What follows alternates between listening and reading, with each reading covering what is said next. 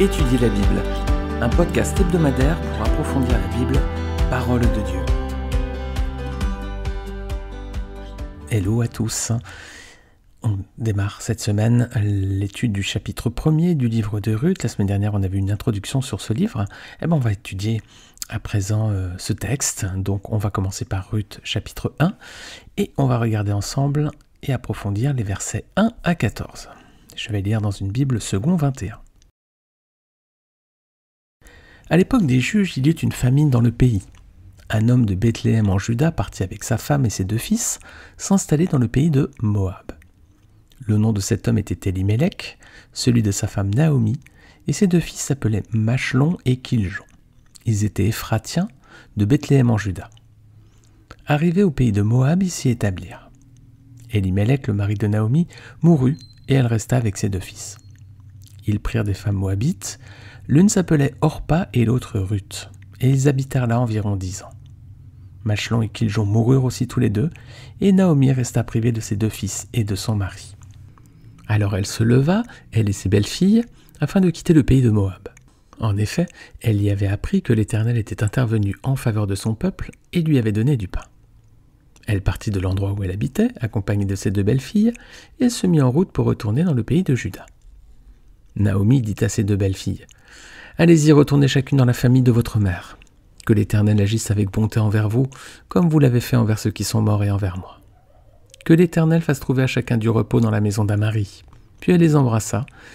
Elles se mirent à pleurer tout haut et lui dirent, « Non, nous irons avec toi vers ton peuple. » Naomi dit, « Retournez chez vous, mes filles, pourquoi viendriez-vous avec moi? Suis-je encore en état d'avoir des fils qui puissent devenir vos maris? Retournez chez vous, mes filles, allez-y, je suis trop vieille pour me remarier. Et même si je disais j'ai de l'espérance, même si cette nuit j'étais avec un homme et que je mette au monde des fils, attendriez-vous pour cela qu'ils aient grandi? Refuseriez-vous pour cela de vous marier? Non, mes filles, car à cause de vous je suis dans une grande amertume, parce que l'Éternel est intervenu contre moi. Même si cette nuit j'étais avec un homme et que je mette au monde des fils, attendriez-vous pour cela qu'ils aient grandi? Refuseriez-vous pour cela de vous marier? Non, mes filles, car à cause de vous je suis dans une grande amertume, parce que l'Éternel est intervenu contre moi. Elles se remirent à pleurer tout haut. Orpa embrassa sa belle-mère, mais Ruth lui resta attachée. Alors le texte commence donc au temps des juges, donc une période que nous avons eu l'occasion d'étudier en profondeur ces dernières semaines et même ces derniers mois, après plusieurs dizaines d'épisodes de podcast sur le livre des juges. Et donc on est à cette époque et on voit que donc il y a une sécheresse, verset 1er. Alors c'est pas la première fois que ça arrivait dans la Bible, et dans cette région tout particulièrement. Est-ce que vous voyez dans la parole de Dieu d'autres épisodes de sécheresse qui ont eu lieu précédemment? Eh bien, c'était à l'époque des patriarches, rappelez-vous. On avait vu cela dans les épisodes de podcast sur le livre de la Genèse, si vous écoutez étudier la Bible depuis quelque temps à présent. Tout d'abord, il y avait eu à l'époque d'Abraham, c'est ce qui avait d'ailleurs conduit le patriarche à aller en Égypte, Genèse 12, verset 10. Il y eut une famine dans le pays, Abraham descendit en Égypte pour y séjourner, car la famine pesait lourdement sur le pays. Voilà, vous pouvez réécouter le podcast sur Genèse, chapitre 12, si vous le souhaitez, pour aller plus loin. Ensuite, il y avait eu à l'époque d'Isaac, juste après Abraham, il y avait eu son fils aussi, Isaac, et Isaac, il avait voulu se rendre en Égypte comme son père, mais l'Éternel lui avait interdit cette fois. Genèse 26, versets 1 à 5. Il y eut une famine dans le pays, en plus de la première famine de l'époque d'Abraham, et Isaac se rendit vers Abimelech, le roi des Philistins, à Guérar. L'Éternel lui apparut et dit, « Ne descends pas en Égypte, réside dans le pays que je vais t'indiquer. Séjourne dans ce pays-ci. Je serai avec toi et je te bénirai, car je te donnerai toutes ces terres, à toi et à ta descendance. Je tiendrai le serment que j'ai fait à ton père Abraham. Je rendrai ta descendance aussi nombreuse que les étoiles du ciel. Je donnerai toutes ces terres à ta descendance. Toutes les nations de la terre seront bénies en ta descendance, parce qu'Abraham m'a obéi et qu'il a respecté mes ordres, mes commandements, mes prescriptions et mes lois. » Isaac resta donc à Guérar. Et puis ensuite, c'était au temps de Jacob, après Abraham, Isaac, Jacob, et c'est ce qui avait d'ailleurs conduit ses fils à aller chercher des vivres, là encore en Égypte, et c'est là qu'ils avaient retrouvé Joseph. Rappelez-vous, c'était dans Genèse 42, on peut lire verset 1er. « Voyant qu'il y avait du blé en Égypte, Jacob dit à ses fils, « Pourquoi vous regardez-vous les uns les autres ?» Il ajouta, « J'ai appris qu'il y avait du blé en Égypte, descendez-y pour nous en acheter, afin que nous restions en vie et ne mourions pas. » Je vais vous remettre le lien vers ces podcasts, si vous le souhaitez, vous pouvez les trouver tout en bas de cet épisode. Alors donc nous avons une famille qui quitte Bethléem pour fuir la famine et qui se rend sur le territoire voisin de Moab. Alors Bethléem, ça signifie littéralement maison du pain, donc c'était un territoire qui était fertile d'ordinaire. Et donc cette famille quitte la maison du pain pour se rendre dans le territoire de Moab qui signifie issu d'un père. Et oui, parce que, rappelez-vous, le peuple de Moab était issu d'une relation incestueuse que les filles de Lot avaient eue avec leur père suite à la destruction de Sodome. Voilà. Donc les enfants qui étaient nés étaient les ancêtres des peuples moabites et ammonites. Vous trouvez ces références dans Genèse chapitre 19. Alors le pays de Moab, c'était aussi une région réputée pour être fertile, avec de nombreux vergers, beaucoup de vignes, etc. Ça devait être vraiment magnifique. On voit des références dans plusieurs passages, je vais lire Jérémie 48, verset 33. La joie et l'allégresse ont disparu des vergers et du pays de Moab. J'ai fait disparaître le vin dans les cuves, on ne l'y pressera plus avec des cris de joie, ces cris ne seront plus des cris de joie. Voilà, donc des vergers et des vignes en Moab. On trouve une autre référence dans Ésaïe 16, versets 6 à 8. Voilà ce que dit le prophète Ésaïe. Nous avons entendu s'exprimer l'orgueil du très arrogant Moab, son arrogance, son orgueil et ses excès. Son bavardage ne vaut rien. Voilà pourquoi Moab se lamente sur lui-même. Il se lamente tout entier. Vous soupirez à cause des gâteaux de raisin qu'on faisait à Kir Hareset, profondément abattus. C'est que les campagnes de Hesbon dépérissent, les maîtres des nations ont brisé les ceps de la vigne de Sibma qui s'étendait jusqu'à Jaézer et s'égarait dans le désert, et dont les sarments se prolongeaient pour traverser la mer. Voilà, on voit que c'était des zones visiblement très très fertiles, Bethléem et Moab. Mais là, donc, la famine arrive sur Bethléem et a priori, elle a épargné ce territoire. Donc, Moab, c'était un lieu a priori idéal pour fuir une famine. C'est pas très loin, et en plus, il y avait encore de la pluie et des récoltes. Mais le problème, c'est que Moab, les amis, c'était un territoire ennemi pour Israël. Est-ce que vous savez pourquoi ? C'est qu'autrefois, Moab avait refusé de donner du pain et de l'eau au peuple d'Israël lorsqu'il était en exode dans le désert. Et même Balak, le roi de Moab, avait même soudoyé le prophète Balaam pour maudire le peuple de Dieu. Alors donc, Moab et Ammon, les descendants des filles de Lot, étaient devenus des ennemis d'Israël, avec des conséquences parce que Dieu les avait maudits. Regardez avec moi de quelle façon dans Deutéronome 23, versets 4 à 5. L'Ammonite et le Moabite n'entreront pas dans l'assemblée de l'Éternel, même à la 10e génération, et ce pour toujours, parce qu'ils ne sont pas venus à votre rencontre avec du pain et de l'eau, sur le chemin de votre sortie d'Égypte. Et parce qu'ils ont soudoyé à tes dépens Balaam, fils de Béor, de Pétor, en Mésopotamie, pour qu'il te maudisse. Alors ce sera intéressant de se rappeler de ces détails lorsqu'on va avancer un petit peu dans l'étude du livre de Ruth. Donc Moab était un territoire voisin d'Israël, mais un territoire ennemi. Et Israël était entouré d'autres territoires comme ça qui étaient des images aussi, qui représentent divers dangers pour le croyant. Tout d'abord, il y a l'Égypte. Et l'Égypte, c'est le monde, avec ses attraits et ses richesses, voilà ce qui peuvent être aussi un piège pour le croyant. Dieu avait dit à Israël de sortir d'Égypte pour se rendre en terre promise. Et donc c'était une image, Dieu nous appelle à quitter le monde pour entrer en Canaan, c'est-à-dire pour nous convertir finalement à Christ. Babylone, autre territoire ennemi proche d'Israël, c'était là l'idolâtrie et le piège des fausses religions. Voilà, Babylone, c'était réputé pour être le siège de toutes ces croyances fausses et puis toute cette idolâtrie, voilà, qui sont aussi un danger pour le croyant. Et enfin Moab, Moab, c'est cette vie de facilité qui nous éloigne parfois de Dieu et du service. Parfois, on n'a pas envie de s'engager dans l'œuvre parce que finalement, on est bien, on est tranquille, quoi. Regardez ce que dit Jérémie 48, versets 9 à 12. « Donnez des ailes à Moab, qu'il s'envole. Ces villes deviendront des déserts inhabités. Maudit soit celui qui accomplit l'œuvre de l'Éternel avec négligence. Maudit soit celui qui éloigne son épée du sang. Moab vivait en paix depuis sa jeunesse. Il était en repos comme un vin sur sa lie. N'a pas été vidé d'un récipient dans un autre, il n'est pas parti en exil. C'est pourquoi son goût lui est resté et son parfum ne s'est pas altéré. Cependant, voici que les jours viennent, déclare l'Éternel, où je lui enverrai des hommes pour le transvaser.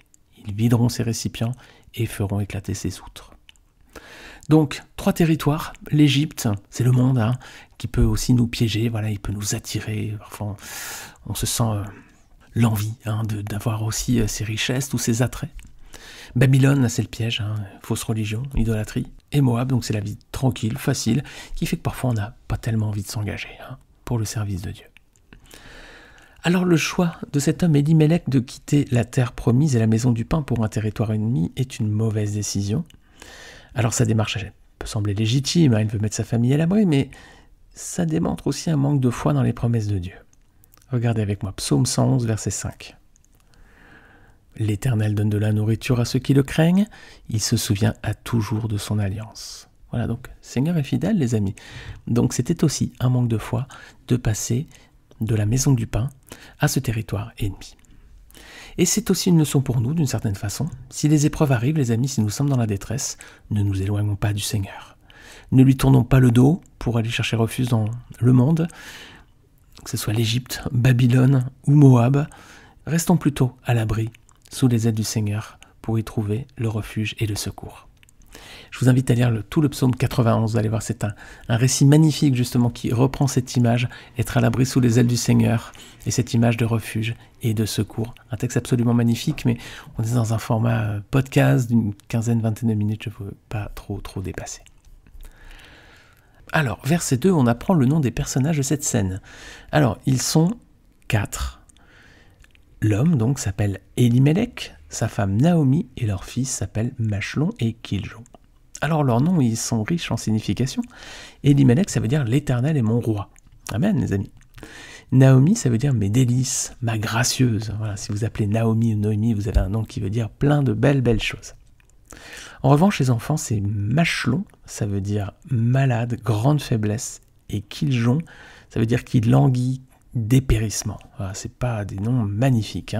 On voit que ces jeunes gens étaient peut-être déjà assez chétifs. Alors verset 3, malheureusement, cet homme Elimelech va mourir.